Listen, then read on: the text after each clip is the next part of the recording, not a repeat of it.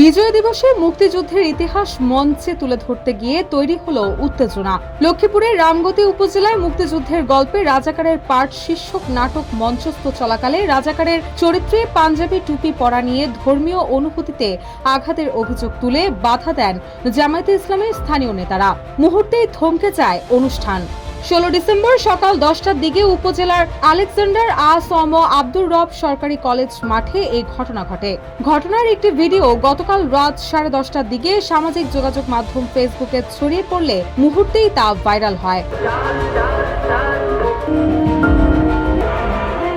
প্রত্যক্ষদর্শী ও ভিডিও সূত্রে জানা যায়, বিজয় দিবস উপলক্ষে কলেজ মাঠে সকালে কুচকাওয়াজ অনুষ্ঠিত হয়। পরে মুক্তিযুদ্ধের একটি নাটক মঞ্চস্থ করা হয়। এতে কলেজের 12 থেকে 15 শিক্ষার্থী অংশ নেন।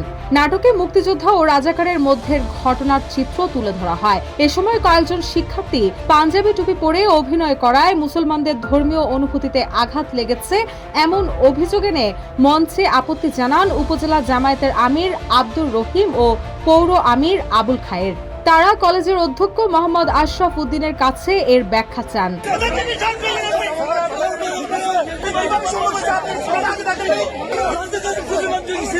পরে এ নিয়ে দুই পক্ষের মধ্যে বাক বিতণ্ডা শুরু হয়। তখন সেখানে বীর মুক্তিযোদ্ধা, উপজেলা নির্বাহী কর্মকর্তা নীলুফা ইয়াসমিন, রামগতি থানার ওসি লিটন দেওয়ান সহ প্রশাসনের কর্মকর্তারা উপস্থিত ছিলেন। পরে পরিস্থিতি উত্তপ্ত হয়ে উঠলে ইউএনও ও ওসির হস্তক্ষেপে বিষয়টির সমাধান হয়।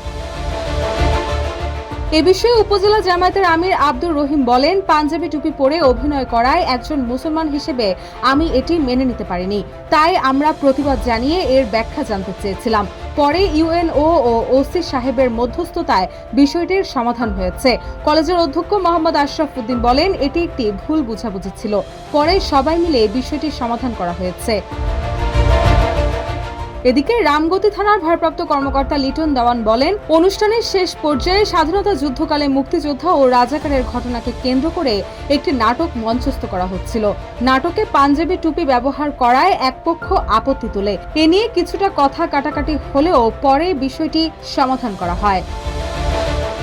রুশা সুর, নিউজ ডেস্ক, ইত্তেফাক।